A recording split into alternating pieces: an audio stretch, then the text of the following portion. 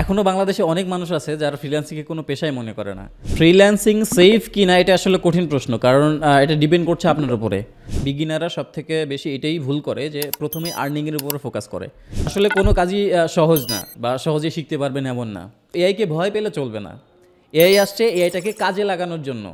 এমন সেক্টরে কখনো যাবেন না যে ক্ষেত্রে আপনার ইন্টারেস্ট নেই অথবা এটা করতে ভালো লাগে না। পরবর্তী যে কোনো প্রজেক্টের জন্য আপনার কথাই মাথায় থাকবে যে এই কাজটা ভালো করে একে দিয়ে কাজটা আমি করাবো। নতুন যারা ফ্রিল্যান্সিং জার্নি শুরু করতে চায় তাদের প্রত্যেকেরই কিছু কোশ্চিন থাকে। আপনার কাছেও আমার কিছু কোশ্চিন ছিল। প্রথম প্রশ্নটি হলো, কোন কাজটি করব, কোন কাজে ইনকাম বেশি? কোন কাজটি করবেন ফ্রিল্যান্সিংয়ে, এটা আসলে কোশ্চিন হওয়ার কথা না। কারণ ব্যাপার হচ্ছে যে ফ্রিল্যান্সিং এমন না যে শুধু একটি সেক্টরে কাজ রয়েছে, যে শুধু ওয়েব ডেভেলপমেন্ট আছে, শুধু ওয়েব ডেভেলপমেন্টেরই কাজ আছে, এটা ছাড়া অন্য কোনো জায়গায় আসলে কোনো সেক্টরে কাজ নেই, এমন না ব্যাপারটা। ব্যাপারটা হচ্ছে যে আপনি কি করতে ভালোবাসেন। দেখা যাচ্ছে যে আপনার ভয়েস ভালো, আপনি ভয়েস আর্টিস্ট হিসেবে কাজ করতে পারবেন। আবার দেখা যাচ্ছে যে আপনি আঁকাআঁকি করতে ভালোবাসেন, আপনি ড্রয়িংয়ের কাজ করেও আপনি ইনকাম করতে পারবেন। আবার দেখা যাচ্ছে যে আপনি কিছুই পারেন না, শুধু আপনার টাইপিং স্পিড আছে, আপনি হচ্ছে স্পিডে টাইপিং করতে পারেন এবং দেখা যাচ্ছে যে শুধু মাইক্রোসফট ওয়ার্ড বা এরকম কোনো টাইপিং সফটওয়্যার আপনি কাজ করতে পারেন। সো সেটা দিয়েও আপনার ফ্রিল্যান্সিং জার্নিটা শুরু করতে পারেন এবং সেটাতেই আপনি গ্রো করতে পারেন। এমন সেক্টরে কখনো যাবেন না যে ক্ষেত্রে আপনার ইন্টারেস্ট নেই অথবা দেখা যাচ্ছে যে আপনি এটা করতে ভালো লাগে না।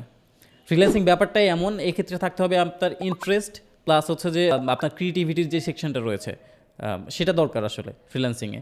সো এটা কোনো ম্যাটার না যে কোন কাজটি করবেন, আপনি যেই কাজই করেন সেই কাজেই আসলে আপনাকে পারদর্শী হতে হবে এবং আপনার ইন্টারেস্ট থাকতে হবে। সো এটাই হচ্ছে যে আসল কথা। কোন কাজটি করবেন এটা মুখ্য নয়, যে কাজটা আপনি ভালোবাসেন সেই কাজটি আপনি করুন, সেটাতেই আপনার গ্রোথ আসবে। কোন কাজটি করব, কোন কাজটি সহজে শিখতে পারবো? কোন কাজটি সহজে করতে পারবেন, আসলে কোনো কাজই সহজ না বা সহজে শিখতে পারবেন এমন না। আর সহজে যেসব কাজ শিখতে পারবেন আসলে সেগুলোতে আপনি বেশি গ্রো করার সম্ভাবনা খুবই কম। যে কোনো বিষয় নিয়ে আপনি যদি কাজ করেন তাহলে অবভিয়াসলি সেটাতে আপনাকে সময় দিতে হবে, পরিশ্রম দিতে হবে এবং প্রত্যেকটা ব্যাপারেই আসলে হার্ডওয়ার্ক করতে হবে আপনাকে। এটার আসলে কোনো শর্টকাট বা কোনো সহজ ওয়ে নাই যেটা দিয়ে আসলে আপনি তাড়াতাড়ি শিখতে পারবেন, তাড়াতাড়ি আর্নিং হবে, এরকম না। প্রত্যেকটা সেক্টরেই আসলে সময় দিতে হবে, পরিশ্রম করতে হবে, এটাই স্বাভাবিক ব্যাপার। সো কোনো সেক্টরই সহজ নয়। যারা ফ্রিল্যান্সিং শুরু করতে চায় তাদের অনেকের মধ্যে কোশ্চিন থাকে যে কোথায় থেকে শিখব, বিশ্বাসযোগ্য লার্নিং সাইট কোনটি? আসলে there is no learning site than self learning. So learning সাইডের উপরে ভরসা না করে বা হচ্ছে যে লার্নিং সাইড না খুঁজে আসলে নিজে নিজে শিক্ষা ট্রাই করেন, কারণ self learning is the best learning. যখন কোনো কাজ আপনি শুরু করবেন শুরুতে অবশ্যই আপনার একটা গাইড প্রয়োজন। সো যে কোনো আপনি একটা কোর্স আপনি এনরোল করতে পারেন প্রথম দিকে অবভিয়াসলি, কারণ গাইডলাইনের দরকার আছে। বাট সেই কোর্সের উপর ফুললি ডিপেন্ডেন্ট হলে হবে না। প্রত্যেকটা ক্ষেত্রেই আপনি যদি দেখেন যে প্রত্যেকটা ক্ষেত্রেই আসলে সেলফ লার্নিংয়ের উপরে কোনো কিছু নেই। যে কোনো জিনিস আপনি শিখতে যাচ্ছেন দেখা যাচ্ছে সেগুলো আপনার সবসময় আপনার মেন্টরটা আপনার কাছে থাকবে না। অনেক প্রবলেম, অনেক ইস্যু যেগুলো আসবে সেগুলো সবসময় আপনি কোনো কোর্সে পাবেন না বা কোনো লার্নিং সাইটও পাবেন না। তখন আপনাকে নিজে নিজে ঘেটে ঘেটে আসলে এগুলো বের করতে হবে। আর এই যুগে আসলে লার্নিং সাইটের কোনো অভাব নেই, ঠিক আছে? এই যুগে এসে যদি কেউ বলে না আমার রিসোর্সেস নেই, আমার শেখার কোনো লার্নিং সাইট নেই, আসলে এটা এক্সকিউজ হবে এটা একটা। সো এক্ষেত্রে দেখা যাচ্ছে যে আপনাকে অবশ্যই ইউটিউব ঘেটে, গুগল ঘেটে, আর সব থেকে ব্যাপার হচ্ছে যে এখন আমরা তো ইউটিউব ঘাঁটি না, আমরা ঘাঁটি হচ্ছে যে বিভিন্ন এআই ওয়েবসাইটগুলো, যেমন চ্যাটজিপিটি থেকে শুরু করে, ঠিক আছে, যেগুলো আছে জেমিনি। সো এগুলোতে সব কিছুতে আস্ক করতে হবে, জিজ্ঞেস করতে জানতে হবে। জিজ্ঞেস করা ছাড়া আপনার হচ্ছে লার্নিং কখনো ইমপ্রুভ হবে না। কোশ্চেন করুন। এখন আর ওই সময় নেই যে কোনো টিচারকে আমি জিজ্ঞেস করবো বা কোনো মেন্টরকে আমি সবসময় জিজ্ঞেস করবো। সো আপনার টিচার আপনার হাতের মুঠোয়। এখন লার্নিংটা অনেক বেশি ইজি হয়ে গেছে। আগে যেমন আমাদের একটা টিচার লাগতো, বই লাগতো প্রচুর, ঘাঁটতে হতো, বই ঘাঁটতে হতো। দেখা যাচ্ছে যে এখন ওই ব্যাপারটা আর নেই। এখন আপনি ইচ্ছে করলেই সেকেন্ডের মধ্যে আপনার নিজের ফোনের মাধ্যমে আপনি যে কোনো কিছু শিখতে পারতেছেন। যে কোনো কোশ্চেন আপনার মাঝখানে যদি আসে যে না আমি খুঁজে পাচ্ছি না বা এই জিনিসটা একটু জানলে ভালো হতো, just type on ChatGPT or Gemini and any other website, then পেয়ে যাবা। সব কিছুই হাতের মুঠোই এখন আমাদের। এই সময় এসে কোনো একটা লার্নিং সাইটের উপরে ভরসা করে আমরা বসে থাকবো না, আমরা সেলফ লার্নিংয়ের উপর ডিপেন্ডেন্ট হইতে হবে। বর্তমান সময়ে সবাই একটা জিনিস নিয়ে অনেক বেশি উদ্বিগ্ন, সেটা হচ্ছে এআই। এখন সকলের ধারণা যে এআই তাদের জব সেক্টর কমিয়ে দিয়েছে বা তাদের কাজ কমে যাচ্ছে। এখন এই বিষয়টা আসলে কিভাবে দেখছেন? এআই কি আসলে আমাদেরকে রিপ্লেস করবে? হ্যাঁ, এটা একটা কনসার্নিং ব্যাপার যে এআই চলে আসছে, এআই দিয়ে অনেক কাজ হয়ে যাচ্ছে। আসলে একটা ব্যাপার আমাদের জানতে হবে, এআই নেভার ক্যান রিপ্লেস আস, হিউম্যানই। এটা আপনার মাথায় রাখতে হবে। পৃথিবীতে যেসব টেকনোলজি তৈরি হয়েছে সেগুলো কিন্তু মানুষের ইমপ্রুভমেন্টের জন্যই বা মানুষের হেল্পের জন্যই। So AI is not our enemy, okay, AI is our friend. So এআইকে ভয় পেলে চলবে না। এআই আসছে এআইটাকে কাজে লাগানোর জন্য, এআইটা আসছে আমাদের হেল্প করার জন্য। সো সেটাকে কাজে লাগাতে হবে। এখনকার যুগে এসে যদি কেউ এআইকে বাদ দিয়ে যদি নিজে ট্রাই করে গ্রো করার, এটা আসলে তার জন্য বোকামি হবে। কারণ অলরেডি এআই এর হেল্পের মাধ্যমে আমরা অনেক বেশি ইমপ্রুভড হইতে পারি। যেগুলো ডিজাইন, বা যদি ডিজাইন সেক্টরের কথা বলি, যেসব ডিজাইন আমরা পার্সোনালি বা হচ্ছে কোনো একটা ক্রিয়েটিভ মানুষ বানাইতে সময় লাগতো, অনেক সময় লাগতো 1 দিন বা 2 দিন, বাট এখন সেই ডিজাইনগুলো কিন্তু সেকেন্ডের মাধ্যমে তৈরি করা যাচ্ছে। সো এমন না যে এআই আপনার জব নিয়ে নিচ্ছে, এআইটা আপনাকে হেল্প করছে আপনার ভিজুয়ালটাকে, আপনার প্রোডাক্টটাকে বানানোর জন্য। আপনার উচিত অতি দ্রুত এআইটাকে অ্যাডাপ্ট করা। ফ্রিল্যান্সিং বিষয়ে আরেকটি কোশ্চেন ছিল যে ফ্রিল্যান্সিং জার্নিতে ইংলিশ শেখাটা কীরকম গুরুত্বপূর্ণ? আপনি এই ল্যাঙ্গুয়েজ ব্যারিয়ারটা যত তাড়াতাড়ি কাটিয়ে উঠতে পারবেন তত তাড়াতাড়ি আপনার জন্য ভালো। আসলে ল্যাঙ্গুয়েজটা এই ব্যাপারে আসলে তেমন ডিবেটের কিছু নেই, কারণ অবভিয়াসলি ইংলিশ যদি আপনি না জানেন ঠিকঠাক মতো, তাহলে কথা যদি না বলতে পারেন, তাহলে এই সেক্টরে গ্রো করার সম্ভাবনা খুবই কম। সো আপনি যদি মাইন্ড সেট করে রাখেন যে না, ফ্রিল্যান্সিংয়ে আসবো বা আমি ফ্রিল্যান্সিং করবো, তাহলে অবভিয়াসলি আপনাকে ইংলিশটা শিখে আসতে হবে এখানে।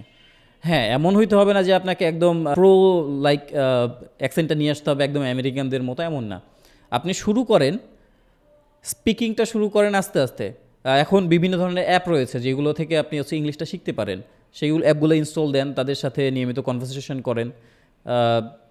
যত বেশি আপনি কথা বলবেন তত বেশি আপনার ফ্লুয়েন্সিটা চলে আসবে। ধরুন আপনি ফ্রিল্যান্সিং শুরু করেছেন, আপনি ইংলিশ পারেন অল্প অল্প।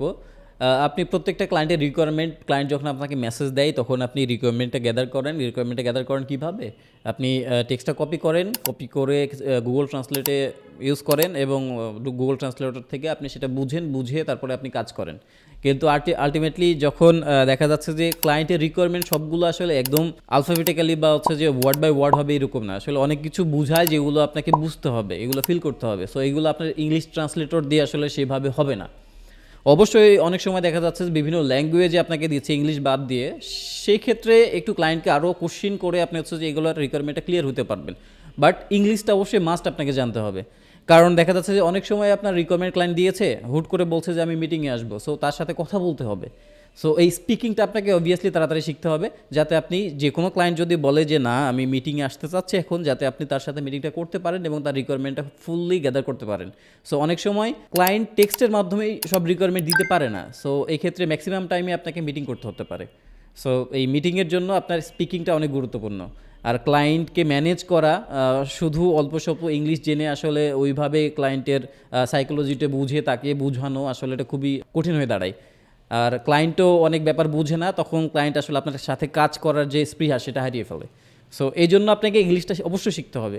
ইংলিশ না শিখে আসলে ফ্রিল্যান্সিংয়ের সফলতা তেমন আশা করাও ঠিক না। সকল ফ্রিল্যান্সার অথবা তার পরিবারের প্রত্যেকেরই একটা ভয় থাকে যে আসলে ফ্রিল্যান্সিং কি সেফ? ফ্রিল্যান্সিং সেফ কি না এটা আসলে কঠিন প্রশ্ন, কারণ এটা ডিপেন্ড করছে আপনার উপরে আপনি ফ্রিল্যান্সিংটাকে কীভাবে নিচ্ছেন। আসলে শুধু আপনি যদি একটা মার্কেট প্লেসের উপরে ডিপেন্ডেন্ট হয়ে থাকেন, আসলে এই ক্ষেত্রে আপনাকে অবশ্যই বুঝতে হবে যে আপনি ডেঞ্জার জোনে আছেন। সো আপনার শুধু একটা মার্কেট প্লেসের উপরে ডিপেন্ডেন্ট হয়ে আপনি থাকবেন না, অবভিয়াসলি আপনাকে করতে হবে কি ডিফারেন্ট মার্কেট প্লেস অবশ্যই তো আপনি ট্রাই করবেনই, সাথে সাথে ক্লায়েন্ট আউটরিচ করার অবশ্যই ব্যবস্থা করতে হবে। সো ক্লায়েন্ট আউটরিচ যদি আপনি না করতে পারেন, দেখা যাচ্ছে যে কোনো কারণে আপনার অ্যাকাউন্ট ব্যান হয়ে গেল, তখন আসলে এটা অনেক কঠিন সময় আপনাকে পার করতে হবে। সো এটা অবশ্যই মাথায় রাখতে হবে যে আমরা একটা মার্কেট প্লেসের উপর ডিপেন্ডেন্ট হব না, বিভিন্ন market place plus client outreach করার ব্যবস্থা করতে হবে। অবভিয়াসলি আপনার স্কিল আছে, সো এই ক্ষেত্রে আপনি বসে থাকবেন না, বাট অলরেডি একটা প্রোফাইল আছে একটা মার্কেট প্লেসে, যে ক্ষেত্রে আপনার প্রোফাইলটা অনেক বেশি রিভিউ রয়েছে এবং অনেক কাজের অভিজ্ঞতা রয়েছে যেগুলো আপনার শো করছে। সেই অ্যাকাউন্ট বা প্রোফাইলের সাথে আপনি যদি নতুন একটা প্রোফাইল খোলেন, অবশ্যই ক্লায়েন্টের ট্রাস্টেবিলিটির একটা ব্যাপার আছে। সো আপনার ভারী একটা প্রোফাইল যদি হারিয়ে যায়, সেক্ষেত্রে অনেক সময় লাগে সেই প্রোফাইলটা আবার দাঁড় করাতে। এই জন্য সবসময় ট্রাই করবেন ক্লায়েন্টকে আউটরিচ করার জন্য। মার্কেট প্লেস থেকে অবশ্যই ক্লায়েন্ট পাবেন, মার্কেট প্লেসের যেসব রুলস আছে সেগুলো সবসময় ফলো করার ট্রাই করবেন, কিন্তু তারপরেও ব্যাকআপ হিসেবে অবশ্যই ক্লায়েন্টের ডিটেলস আপনাকে রাখতে হবে, যাতে কোনোভাবে যদি আপনার অ্যাকাউন্ট চলে যায় বা অ্যাকাউন্ট ব্যান হয়ে যায় তখন অবভিয়াসলি আপনাকে সেই ক্লায়েন্টকে আউটরিচ করার ব্যবস্থা থাকতে হবে অবশ্যই। সো এইগুলো আপনাকে মাথায় রাখতে হবে যখন আপনি ফ্রিল্যান্সিংয়ে নামবেন। ফ্রিল্যান্সিং তখনই সেফ হবে যখন আপনার একটা ক্লায়েন্ট বেস থাকবে, যেগুলোকে আপনি যে কোনো সময় মার্কেট প্লেস বাদে নিজের প্রোফাইল যেটা আছে সেটা বাদেও আপনি আউটরিচ করতে পারতেছেন যে কোনো সময়, তখনই এটা সেফ হবে। সো ফ্রিল্যান্সিং সেফ কি না সেটা আপনার উপরে ডিপেন্ড করছে। বিগিনাররা আসলে অনেক ভুলই তো করে, তো আপনার কাছে বিগিনারদের কোন ভুলটা সবচেয়ে বেশি বড় মনে হয়? বিভিন্ন জনের মতামত বিভিন্ন হতে পারে, বাট আমার কাছে মনে হয় যে বিগিনাররা সব থেকে বেশি এটাই ভুল করে যে প্রথমে আর্নিংয়ের উপরে ফোকাস করে। আসলে আর্নিংয়ের উপরে ফোকাস করলে ফ্রিল্যান্সিং আপনি আগাতে পারবেন না তেমন। প্রথমে আপনাকে ফোকাস করতে হবে কাজের কোয়ালিটির উপরে, প্লাস হচ্ছে যে আপনার ক্লায়েন্টের উপরে আপনার স্কিলটা কীরকম রয়েছে। অলরেডি দেখা যাচ্ছে যে আমি একটু লোগো ডিজাইন করতে পারি, বা আমি কোনো মতো একটা ওয়েবসাইট দাঁড় করাতে পারি, তো আমি মার্কেট প্লেসে নেমে গেলাম। এই জিনিসটাই ভুল করে বিগিনাররা। দেখা যাচ্ছে যে আমি কোনো মতো কাজ পারি, আমি মার্কেট প্লেসে নেমেছি, একটা ক্লায়েন্ট আমাকে নক দিয়েছে, সেই ক্লায়েন্টের কাজ করতে গিয়ে আমাকে অনেক ডিফিকাল্টিস এগুলো সামলাইতে হয়েছে। সো সেই সময় দেখা যাচ্ছে ক্লায়েন্ট খারাপ রিভিউ দিয়ে দিল, আপনার ফ্রিল্যান্সিং ক্যারিয়ারটা ওই জায়গায় একটা বড় একটা বাধার সম্মুখীন হবে। কারণ প্রথম রিভিউ বা প্রথম কয়েকটা কাজ যদি আপনি ভালোভাবে না বা ক্লায়েন্ট স্যাটিসফ্যাকশন যদি না নিয়ে আসতে পারেন, দেখা যাচ্ছে যে আপনার পরবর্তী ক্লায়েন্টগুলো আসবেও না। সো এই জিনিসটাই বিগিনাররা সব থেকে বেশি বড় ভুল করে, যে আমি প্রপারলি না শিখে মার্কেট প্লেসে আমি নেমে যাচ্ছি। আপনি স্কিলগুলো প্রপারলি শিখেন, তারপরে মার্কেট প্লেসে আসেন। ক্লায়েন্টকে আপনি ভালোভাবে ম্যানেজ করেন, আপনার একটা ক্লায়েন্টের কাজটা আপনি ভালোভাবে করেন, আর ডেলিভারিটা যতটুকু ক্লায়েন্ট চেয়েছে তার থেকে বেশি দেন, যেটাকে বলে ওভার ডেলিভারি। সবসময় ক্লায়েন্ট যেটা চেয়েছে তার থেকে বেশি অবশ্যই ডেলিভারি করবেন, তখন ক্লায়েন্টের এক্সপেকটেশন থেকে আপনি বেশি কিছু দিয়ে দিয়েছেন, তখন অবশ্যই ক্লায়েন্ট আমেজ হয়ে যাবে, এবং ক্লায়েন্ট আপনাকে পরবর্তী যে কোনো প্রজেক্টের জন্য আপনার কথাই মাথায় থাকবে যে এই কাজটা ভালো করে, একে দিয়ে কাজটা আমি করাবো। এমনও হয়েছে দেখা যাচ্ছে যে কোনো একটা কোম্পানি বা কোনো একটা ফ্রিল্যান্সার একটা ক্লায়েন্ট দিয়েই উঠে গিয়েছে, একটা ক্লায়েন্টের কাজ করেই সে দেখা যাচ্ছে যে অনেক বড় একটি কোম্পানি খুলে ফেলেছে বা এজেন্সি খুলে ফেলেছে। এক্ষেত্রে ক্লায়েন্টের কাজটা সম্পূর্ণ করে খুব ভালোভাবে ডেলিভারিটা খুবই মুখ্য, আর এটা তখনই সম্ভব যখন আপনার স্কিলটা প্রপার থাকবে। So never start the freelancing till you have proper skills. আসলে ফ্রিল্যান্সিং বিষয়ে বাংলাদেশের মানুষের যে ধারণা আসলে প্রাচীন থেকে চলে আসছে, এই ধারণার কি আসলে পরিবর্তন ঘটেছে, বা পরিবর্তন কি ঘটা উচিত? আপনার কাছে কি মনে হয়? এখনও বাংলাদেশে অনেক মানুষ আছে যারা ফ্রিল্যান্সিংকে কোনো পেশাই মনে করে না, বাট ফ্রিল্যান্সিং যে এমন একটা সম্ভাবনাময় পেশা যেটা আসলে আস্তে আস্তে সবাই বুঝতেছে। সো ফ্রিল্যান্সিংটাকে যদি কেউ পেশা হিসেবে নেয়, যদি সে 9 to 5 জব করে বা কোনো একটা কোম্পানিতে জব করে, তার গ্রোথ করার যে সম্ভাবনা বা পসিবিলিটিস, তার থেকে অনেক বেশি পসিবিলিটিস আছে এই সেক্টরে গ্রো করার। বাট এর জন্য প্রয়োজন সঠিক গাইডলাইন এবং কনসিস্টেন্সি। সো এই দুইটা জিনিস যদি আপনার থাকে এবং আপনি কোনো একটা জিনিস করতে ভালোবাসেন, তো তাহলে অবভিয়াসলি ফ্রিল্যান্সিংটাকে একটা পেশা হিসেবে নিতেই পারেন। বাংলাদেশে আসলে ফ্রিল্যান্সিং জিনিসটা খুবই একটা আন্ডাররেটেড জিনিস। এইটা আসলে এইটার সম্ভাবনা আসলে সবাই বুঝতে পারে না এখন অবধি। এখনও যদিও অনেকটাই মানুষের কাছে এটা জনপ্রিয় হয়েছে, বিশেষ করে ইয়াং এজের মানুষদের কাছে, বাট এখনও যারা পুরাতন চিন্তাভাবনার মানুষজন রয়েছে তারা আসলে এটাকে এখন অ্যাডাপ্ট করতে পারে নাই। বাট এইটা একটা ফ্রিল্যান্সিং এমন একটা সেক্টর যেটাতে সম্ভাবনা অনেক। সো এইটা নিয়ে আসলে আমাদের বাংলাদেশের মানুষদের কথা বলা জরুরি, এবং হচ্ছে যে এইটাতে আগানোও জরুরি, কারণ এমন একটা সম্ভাবনাময় পেশা এখনও আমাদের বাংলাদেশে আনএক্সপ্লোরড রয়েছে। এটা নিয়ে আসলে কথা বলা জরুরি। এখনও যদি যারা এই প্রজন্মের মানুষজন রয়েছে তারা তাদের বাবা মাকে যখন বলে যে আমি জব বাদ দিয়ে আমি ফ্রিল্যান্সিংয়ে যেতে চাচ্ছি, তখন তারা এটাকে ডিরেক্টলি ডিনাই করে দেয় যে না, এটা কোনো পেশাই না, তাদের কাছে এটা কোনো পেশাই না, এটা একটি দেখা যাচ্ছে যে সাইড হ্যাসেল টাইপ কোনো একটা জিনিস। বাট এটাকে যদি কেউ প্রফেশনালি নেয় তাহলে যে অনেক ভালো কিছু করতে পারবে, এই জিনিসটা তাদেরকে বোঝানো খুবই মুশকিল।